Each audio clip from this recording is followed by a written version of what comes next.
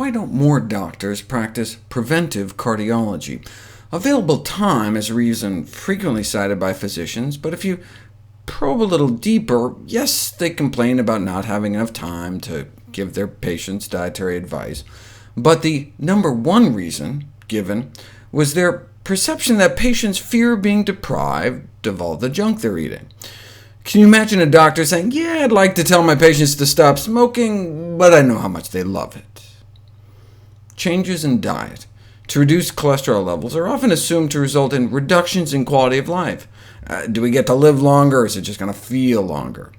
But contrary to popular belief, this study found no apparent reduction, but rather an improvement in some measures of quality of life and patient satisfaction using medical nutrition therapy as opposed to drugs for high cholesterol.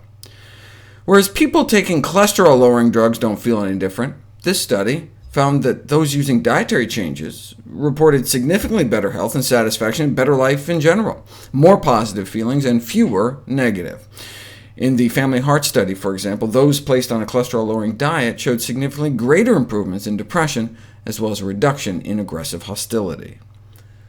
Another barrier to preventive cardiology is that doctors don't realize how powerful dietary changes can be. The importance of diet for patients' health remains underestimated by doctors.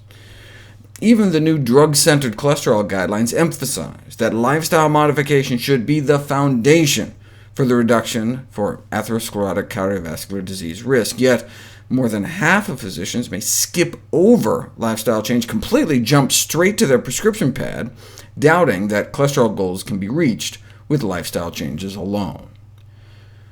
According to the director of the famous Framingham Heart Study, the best way to manage coronary artery disease is to lower patients' LDL cholesterol and other atherosclerosis-causing particles. You can achieve this with diet plus drugs, but if you can do it with a vegetarian diet, it works even better.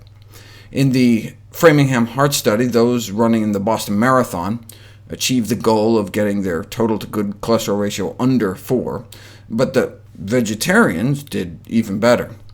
And if you go all out, putting people on a very high fiber, whole food, vegetable, fruit, and nut diet, you can get a 25% drop in the bad to good cholesterol ratio within 1 week, a 33% drop in LDL. That's the cholesterol reduction equivalent to a therapeutic dose of a cholesterol-lowering statin drug.